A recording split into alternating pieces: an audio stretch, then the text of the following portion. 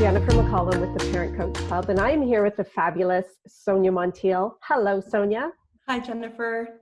Welcome, welcome. Sonja is the college admissions expert, and she's here today to tell us how to companion our teens through the school year. So I want to tell you a little bit about Sonja, and then I'll let her take it away, but she's got 3 super valuable tips and an amazing giveaway. So stay to the end, because she has something really valuable to share with you. So a little bit about Sonja Montiel. Sonja has served more than 20 years in the college admissions profession. Like, how impressive is that? 20 years of experience. She has extensive experience in the areas of freshman, transfer, and international admissions, which is beautiful. She has it all.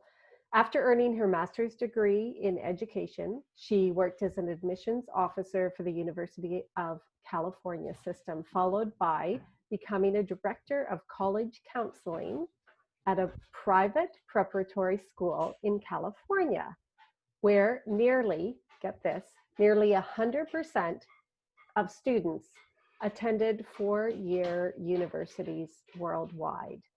Super impressive.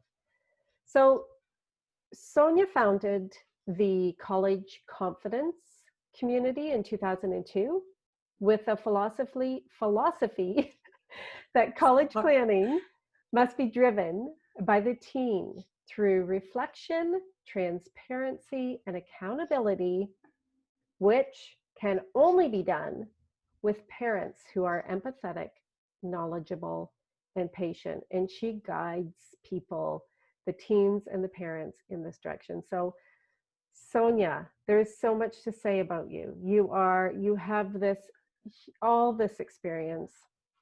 I know you've worked with so many students and parents to support them, but what did I miss? Tell us a little bit about how you got into this industry to begin with.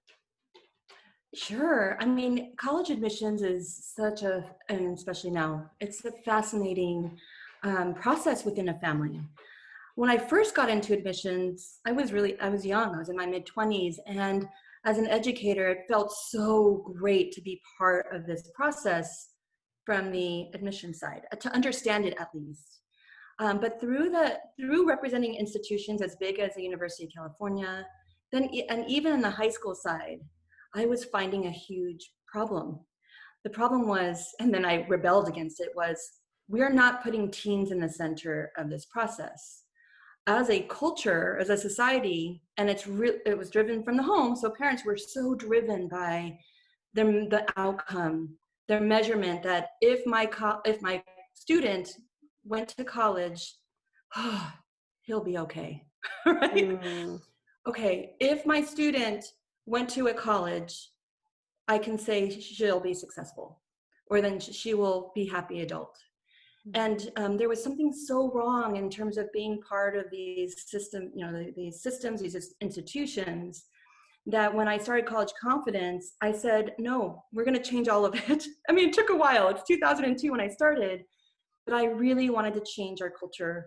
I wanted to say, what is right for our teens? How are we having our teens become these independent, happy adults that we really, really want as parents?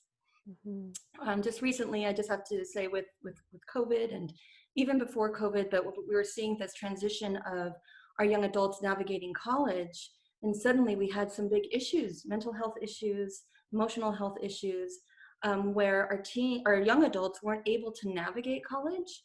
So we saw a lot of dropout rates, returning to home rates, and so it was just escalating. And so I created the new program where I'm helping parents really say, how can we help companion our teens at home, so no matter what their options are after high school, they are going to be the adults we hope them to be. They will be navigating life independent. There'll be some pride, and that will lead to happiness and security. So that's how it all started and evolved, and it continues to evolve. And there is so much pressure, I feel, and I love that you set out to change the mindsets, because when we're faced with this much pressure, we often make the wrong decisions, and we're not able to companion our teens. So I'm so glad that you are here to give us these 3 tips on what we can do starting at home. And it does start with the parent. And I do love these steps. We talked about it before, so I already know what Sonja's going to say, but gosh, if I could hear it every single day and connect with you every day on it, I think I might get it. So, because these are so valuable. I mean, we do want to grow capable, responsible adults, and, putting all this pressure on them from, early on in their teen life, it doesn't do anyone well. So Sonja, can you I know you have 3 tips for us. What's the first tip on how we can companion our teen through this process? Well, we've probably heard this term a lot, but it is our mindset. So there's this term, growth mindset meaning that when a person hits a roadblock, they develop a long-term goal, but when they hit these roadblocks, they can persevere through it. They can say, hey, these failures is just part of the challenge. It's part of the lesson learned. And really importantly, within our children, it's when hard things come, when they decide, do you want to do this really hard thing, but you might learn something, or do you want to do this really easy thing, and it's the surety of you getting some kind of positive outcomes going to happen. A person with a growth mindset will say, I want to learn. I want to continue to develop and take the challenge, even in the face of a possible failure. I mean, when we look at these definitions, and let me just back up, fixed mindset is a person who will say, well, I'm afraid to take that risk because I want to be rewarded with the A grade, the trophy for winning the game, an award for getting straight A's, being on an honor roll, because that is validating to me. And when we have these fixed mindset, it's damaging and it's very dangerous, right? Because then we're saying, wait, my student is validating his self-worth just based on the things he's receiving, not self-worth and saying, how am I engaging and learning? So that's huge. And I just have to say personally, I have a 19-year-old, so I did have to go through this as a mama of a teenager. I also have a middle schooler.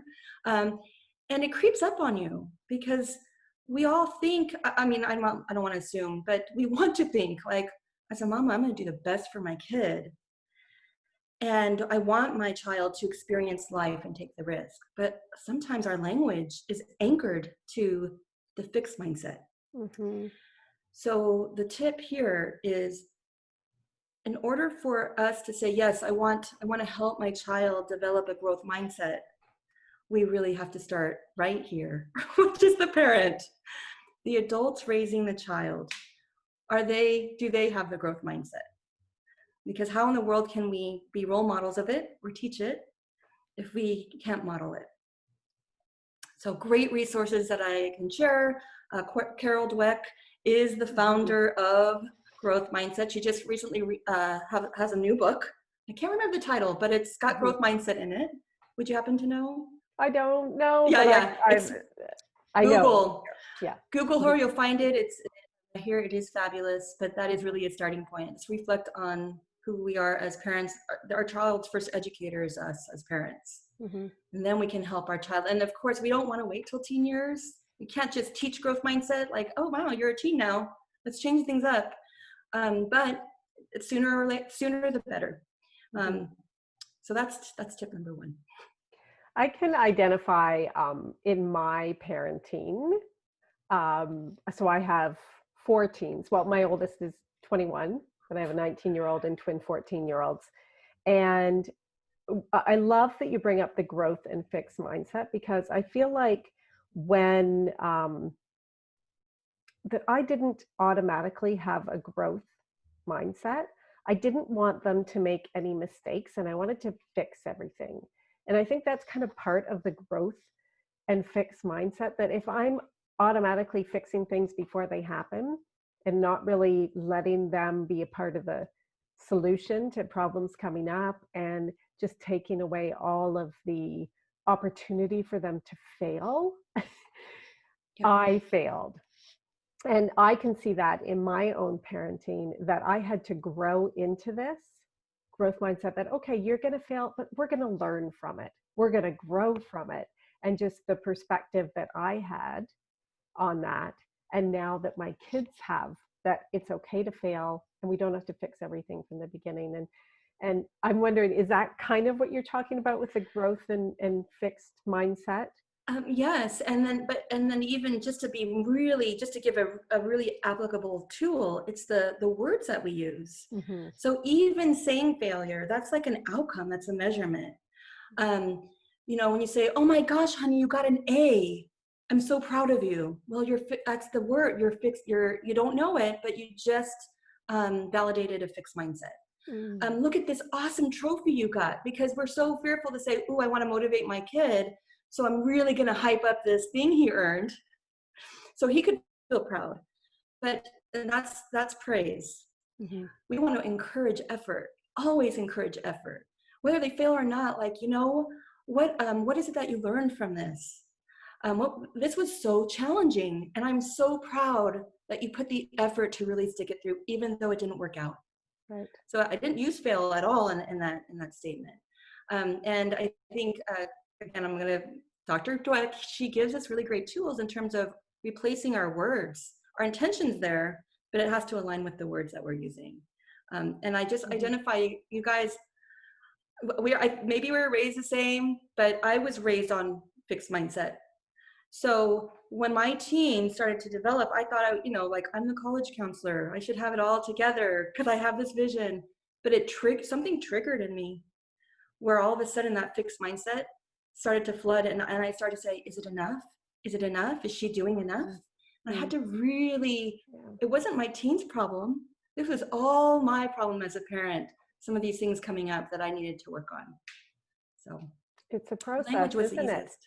Sure, I love that you said that. So I obviously have a lot of work to do still with my language. So I love that. But so tell us about the second step then, like how we can companion our teen. What's the second step for us? Yes, and I want to give kudos to my dear friend Hillary Bilbrey. She gave me the word companioning. I thought that was such a beautiful word that I didn't know.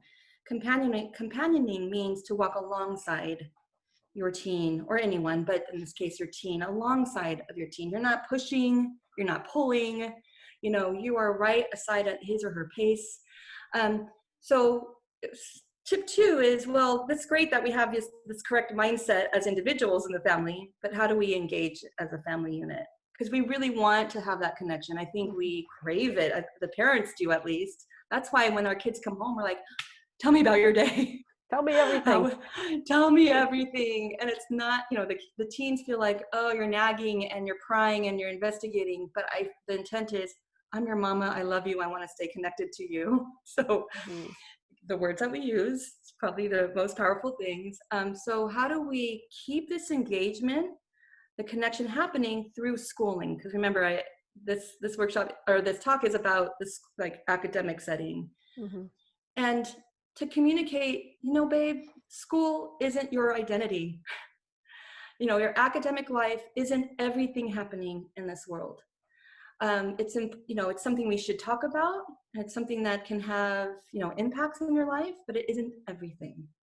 So one of the things I felt for me, and many families I've helped, is create a transparent schedule that you promise to each other. I need to talk, I really need to find out how you're doing with school. I want to know how I can support you. That's why I ask, but let's control it. Can we come up with one day a week where you and I are going to just talk about school and academics? And let's do 30 minutes. 30 minutes, and I know that parents listening like, 30 minutes, that's not enough, but it can be. If both of you are there's intention of 30 minutes, let's talk about how school is going. Where can I support you? Where can I celebrate with you? It gives the teen this relief. I promise you, all of my family is like, "Oh, thank God, I don't have to talk about school every day. Every moment that I walk home after school through that door, we have to talk about school. I can say that, and I can share the details my parents need during this meeting that we're going to have." And you agree to the time. So, because again, we're trying to help our tweens and teens become independent. So, and we're walking alongside. So you're not saying, "Well, we're going to meet this time." I'm not going to do that. You're going to collaborate. I would love to have 30 minutes. What works for you with your busy schedule? And then your teen will say, well, 12 o'clock in the middle of the day. Well, gosh, that's not going to work because my work schedule, right? Mm-hmm. And then you negotiate and you collaborate and you compromise. And that is such a great exercise to do within the home, because they'll do it over and over again after they become this full adult, right? That is amazing. So tell me, like, I know this is going to tie into the third tip that you have. Um, but like you said, 30 minutes doesn't seem like a lot when there's so much to do, to think about what's in their future. What's the college planning look like? What are all these things that we need to do?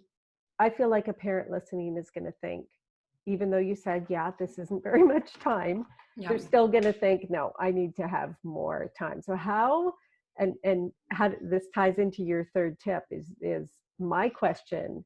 How do we help our teens make decisions when we only have this small amount of time to talk about academics with them? Yeah. So thanks for bringing that up, because when I had to do this with my daughter, Bella, she and everyone, she was not the high achieving student. She was the laid back, like school, so, a lot of people would label her mediocre. And so I really had to find the pace. I wanted to jump at her and push her and pull her, right? And so what the strategy is my initial intent was I wanted to build trust with her. I did not want her to look at me to say, 3 hours a week, that seems impossible to talk about school, right? Mhm. So it was 30 minutes, but during that time, during the 30 minutes, easily went into an hour. She didn't know, because she started to talk a lot. She had a lot to say, actually. I just gave her the space. It became her agenda, which was nice. And then when it came to college admissions, or I know that a lot of families need more academic support for their student, it may be twice a week. I mean, again, like, how much support does your student need? It would be fabulous if you could help them realize, I do need this support, but can we control it? And then then as that relationship and the trust and that teamwork starts to develop, you will see, as I did, it does expand. It does expand to just the right enough time of where the parent can come in. And then sometimes, like recently, I just had a phone call, two phone calls from moms, like, they said to leave me alone. What do I do? These are 17-year-olds, and you're like, you're gonna leave her alone. Like, What? you're gonna step 3 steps back. Mhm. Because there's something there where the help was great at first, but now it's not. And then you need to trust her, saying she needs her own time to navigate something. Mhm. And then it's telling your teen, like my mom or my dad, or my grandparents, they trust me. They're giving me the accountability. Like, I can say, leave me alone, and they'll leave me alone, and I can trust myself to deal with it. And I know she's right there to help me. She's on her mark. And that trust is just so important. It doesn't come right away. I hope that answers your question. Yeah, I've got so much to learn from you. It's a You know, dance. but I love these three steps. Like, first of all, noticing the words we're using, having that growth mindset, and the teen having the growth mindset, but the parent, like starting with the parent and the mindset and the words that we're using. And then how just walked us through how to create this like culture of engagement at home. And then to be able to help our teens make decisions by putting more control in their hands is something that when the kids are young, that seems so foreign. It seems I bet. like, how are we ever going to put all the control in their hands and then, come up with the schedule and everything? Like, it makes so much sense when you say it. And I know the benefit that, well, I know you've worked with so many parents and so many teens, and you've worked through this with them. So you see it working, it works. And I think probably the biggest hurdle for parents would be just to lean into that these can benefit in the long run. It might feel uncomfortable right now to put a time limit on a conversation, to put more control in your teen's hands. it might feel super uncomfortable, which is okay because you're growing adults, right? You're, Oh, so much patience. This is where the patience comes in. yeah. And just that trust. So with Bella, if I could just, the happy ending is that we started slow. She wasn't engaged, and we had some really great mini conversations that expanded. Mm-hmm. Eventually, we controlled meeting times for her college apps, and she ended up, there was 3 weeks quiet. She said, leave me alone," in a very nice way. But I was like, "You got it. I'm gonna leave you alone. I need you to settle in those thoughts." And then after 3 weeks, I just checked in. How are you doing? And she's like, I've decided that I want to go to college, because we went through every option after high school. Because she was like, I don't know, I'm college. My inside voice was like, what? And then she came in and she said, I've decided I want to apply for college. I said, great. I didn't celebrate. I was like, great. Well, I'm here for you. Yes, I could. So she got basically 8 applications done 4 weeks before deadline, using Wow. that pace, consistent, slow pace. And when she started her senior year, she was pretty much done, and she felt so bad because her friends were just like, we don't know what to do. Should we start college planning? And so she then realized how thankful she was, but at her pace. Mm-hmm. She never felt pushed. So it was such a great feeling as a mother to say, we can get there. Doesn't have to be my agenda or my pace. Just find what works for my teen and engage. So You are so amazing. And one thing we didn't even talk about was your soccer coaching background, but you can see oh it yeah. that you are the best coach for parents and teens going through this process with your experience, but also your coaching soccer experience. That I better have you back another time, and Maybe. we better talk about soccer coaching. I do want to say that you worked with our family and have made, even though I've got a lot of work to do, that's on me, but what you created in our family worked wonders, and I thank you for that. And I want to share something that I know you have that's free for parents to access now. So I want to give them a link, and I think I'll put it underneath. I'll put underneath the link to Perfect. it. But it's a free Parents and Teens Unite guide. You just pay the shipping and you get this in the mail. Like, check it out. All these like questions. But so amazing. Parents and Teens Unite have meaningful talks with your teen about academics and options after high school. So if a parent is listening right now, Sonja, who should be ordering this? How old were Parents. their kids Oh, be? Like starting at what oh, age? that's a great question. Mm-hmm. I think it's really it's designed for middle school, high school.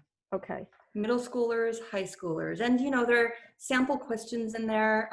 It was that guide was actually an outcome. I served on the PTSA parent board at a public high school, Mm-hmm. and the parents, and I had monthly parent workshops, and the parents were like, we need guidance. It's a month to month guide on when do we ask these questions, Mm-hmm. what's the right time. So it's broken down by month, and these sample questions, it's a role, because we want open-ended questions, and depending on the age and readiness of your child, then you can kind of manipulate those questions to see what's most appropriate. Mm-hmm. It's so great to have this guide.